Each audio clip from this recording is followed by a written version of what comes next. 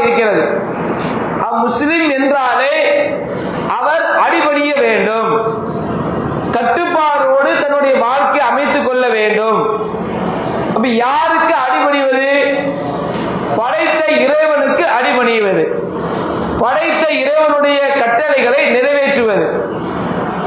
அப்படி நாம் இந்த உலகத்தில் இறைவனுடைய கட்டளைகளை நிறைவேற்றி இறைவன் சொன்ன அடிப்படையில் நம்முடைய வாழ்க்கை அமைத்துக் கொண்டால் மட்டும்தான் மறுமை வாழ்க்கை நாம் ஈடேற்றத்தை பெற முடியும்.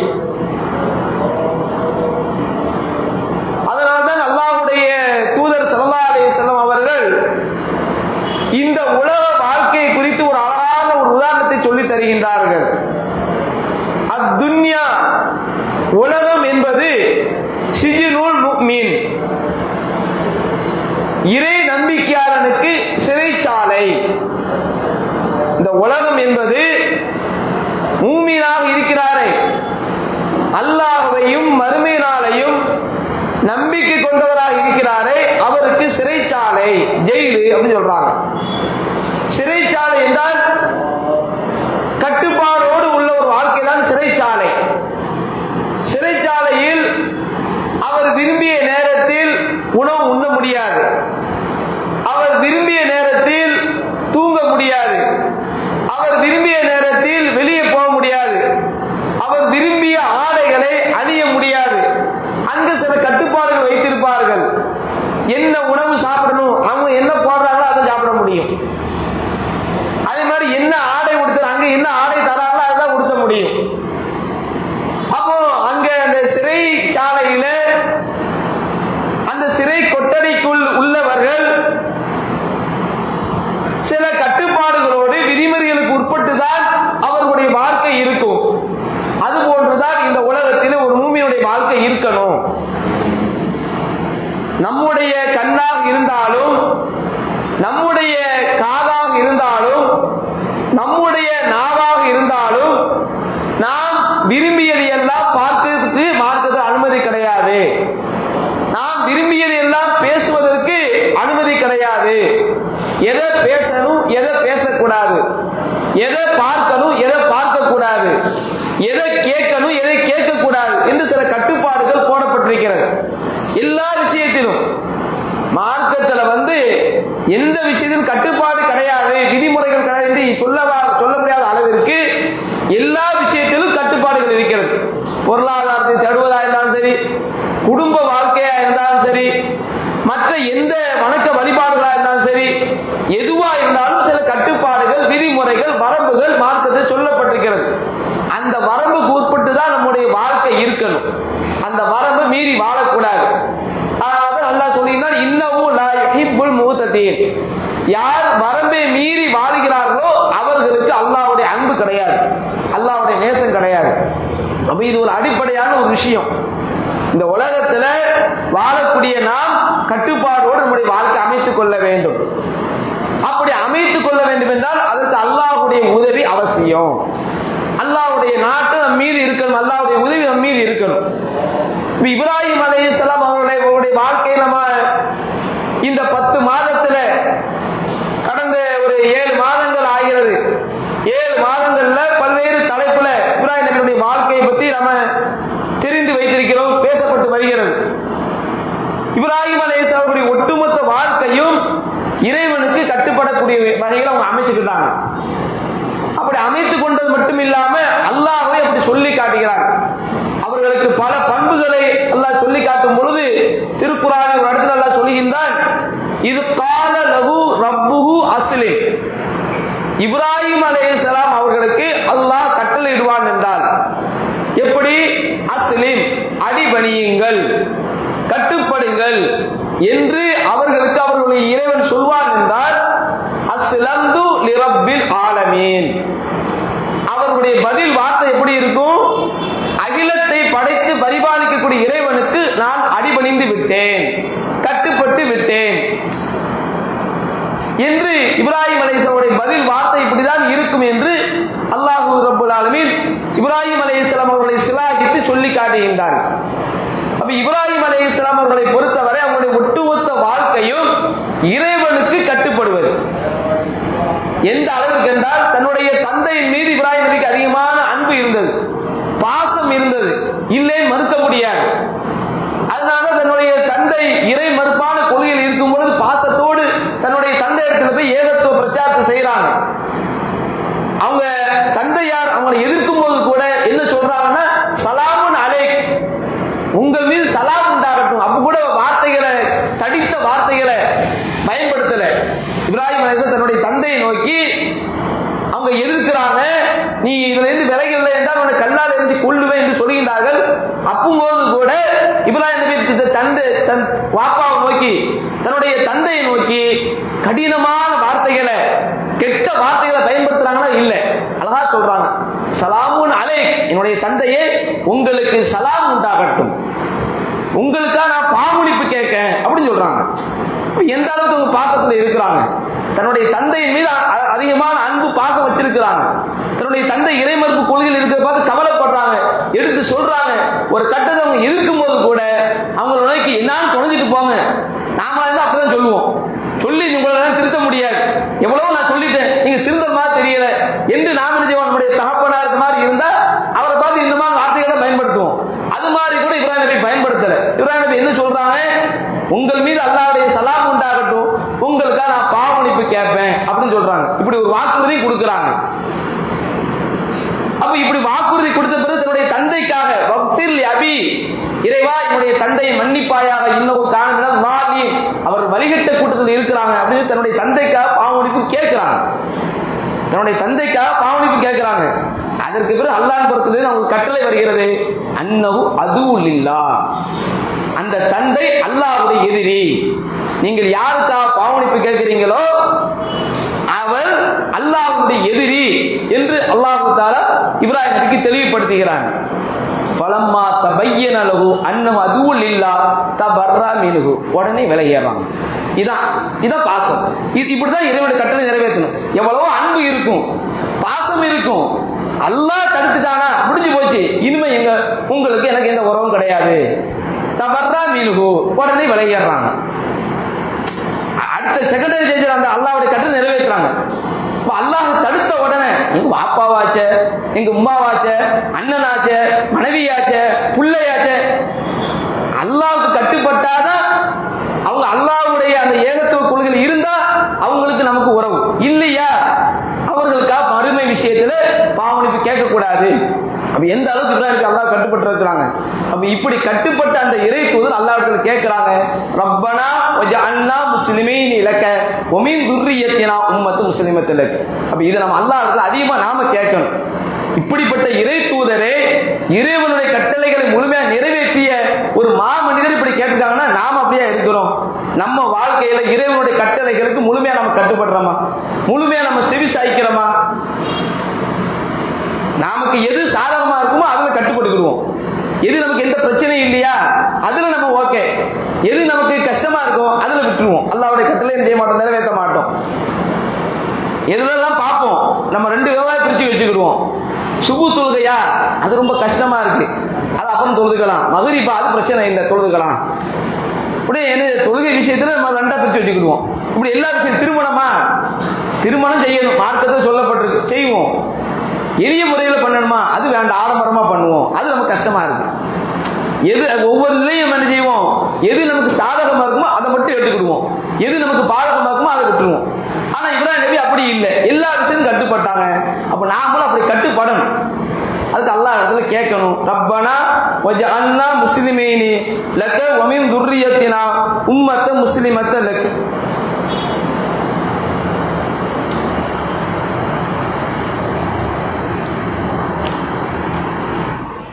ரப்பனா வஜஅல்னா முஸ்லிமீன் லக வ மின் துர்ரியத்தினா உம்மத்தன் முஸ்லிமத்தன் லக். எங்க சொல்லுங்க பாப்போம், ரப்பனா வஜஅல்னா முஸ்லிமீனி லக வ மின் துர்ரியத்தினா உம்மத்தன் முஸ்லிமத்தன் லக்.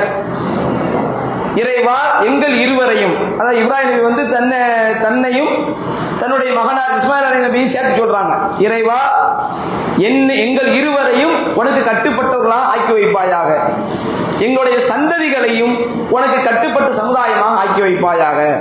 ரப்பனா வஜஅல்னா முஸ்லிமைனி லக ரப்பனா வஜஅல்னா முஸ்லிமைனி லக ரப்பனா வஜஅல்னா முஸ்லிமைனி லக வமின் துர்ரியத்தினா உம்மத்தன் முஸ்லிமத்தன் லக் வமின் துர்ரியத்தினா உம்மத்தன் முஸ்லிமத்தன் லக்.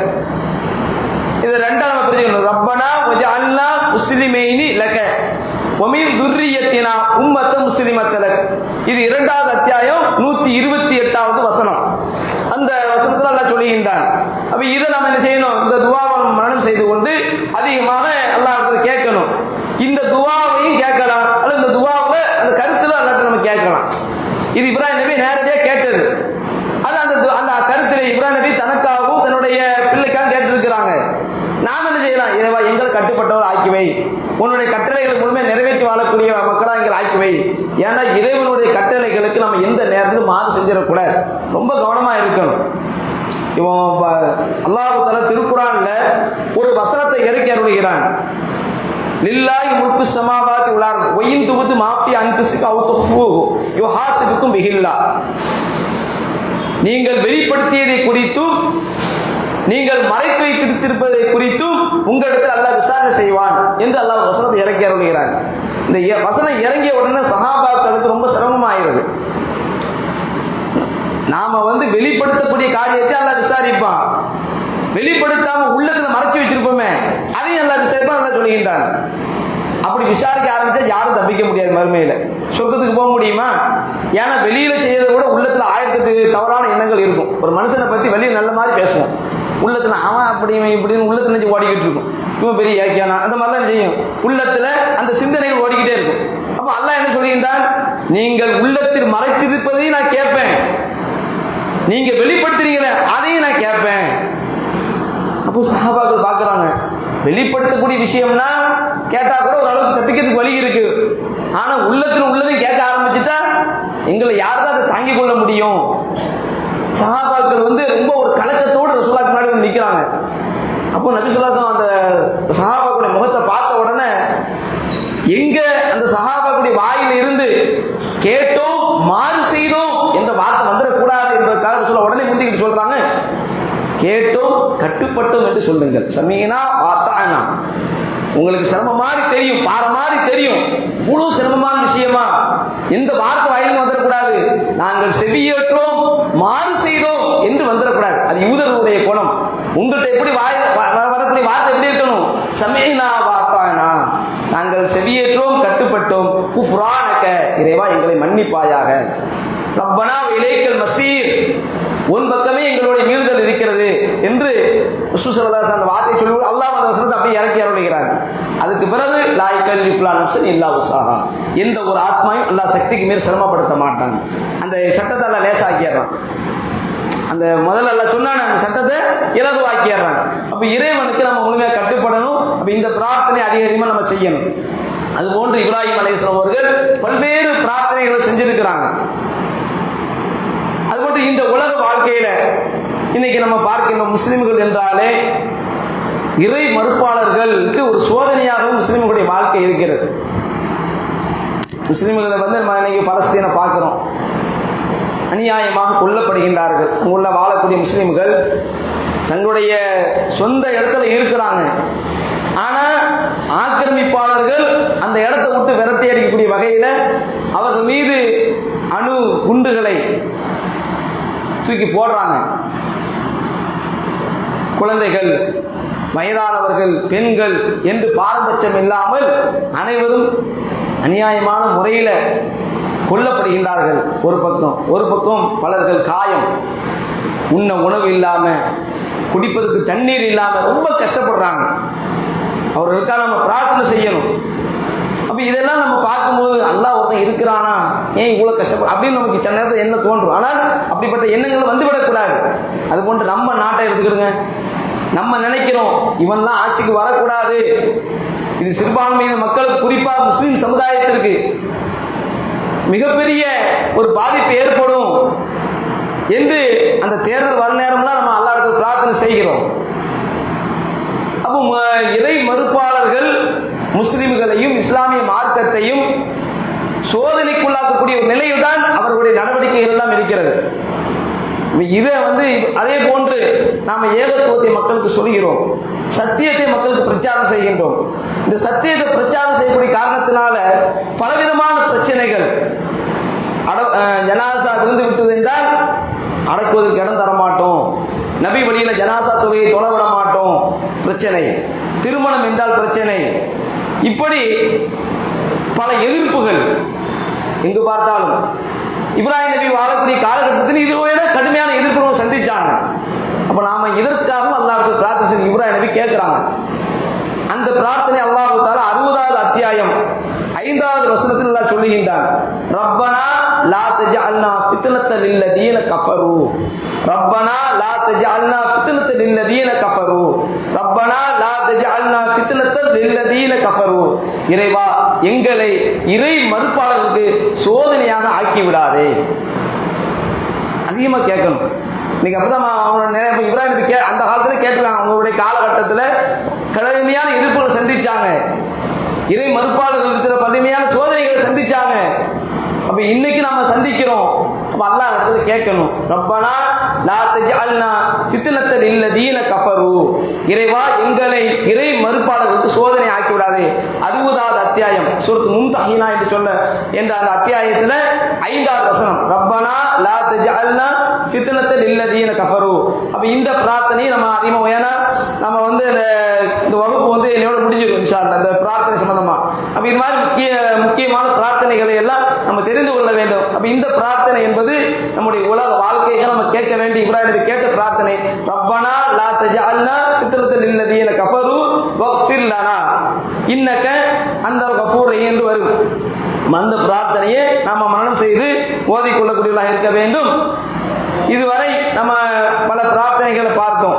இப்ராஹிம் அலைஹிஸ்ஸலாம் அவங்க கேட்ட பிரார்த்தனைகள்ல சிலை வணக்கத்தை விட்டும் பாதுகாப்பு தேடிய துஆவை நம்ம பார்த்தோம். அது 14வது அத்தியாயத்தில் அல்லாஹ் தஆலா சொல்லி காட்டுகிறான். 14வது அத்தியாயத்தில் 35வது வசனம் அந்த பிரார்த்தனை வருகிறது. அந்த சிலை வணக்கத்தை விட்டும் இன வைப்பான காரியத்தை விட்டும் இப்ராஹிம் நபி பாதுகாப்பு தேடி அந்த பிரார்த்தனை 14வது அத்தியாயம் 35, 36 வசனங்கள்ல பார்க்கலாம். அதுபோன்று தொழுகை நிலைநாட்டுவதை குறித்துள்ள பிரார்த்தனை அதையும் நம்ம பார்த்தோம்.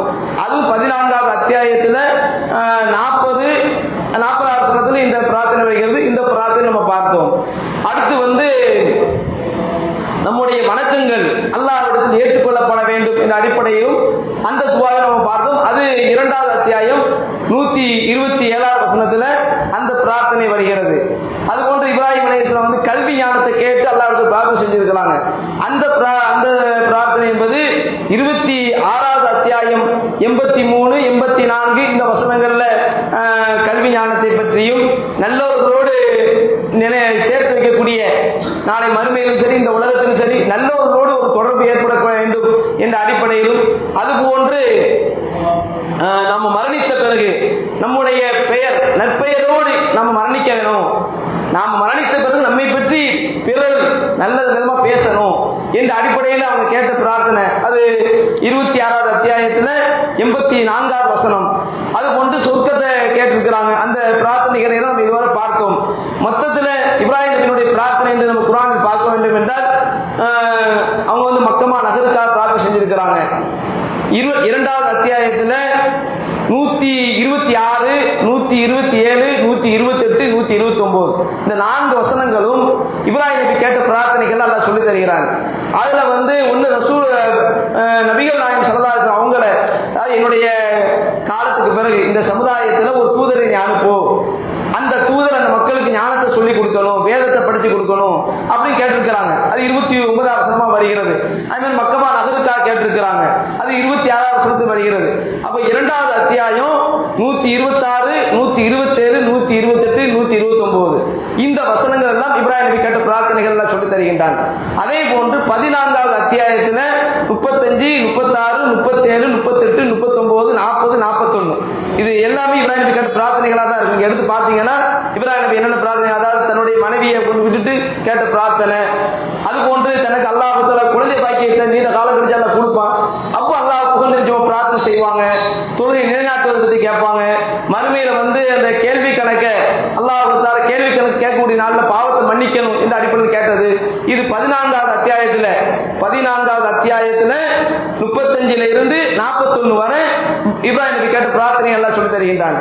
அடுத்து 26வது அத்தியாயத்துல 26ல 83 இருந்து 83, 84, 85, 86 இந்த வசனங்கள் போல இப்ராஹிம் நபி கேட்ட பிரார்த்தனைகள் தான் வரும்.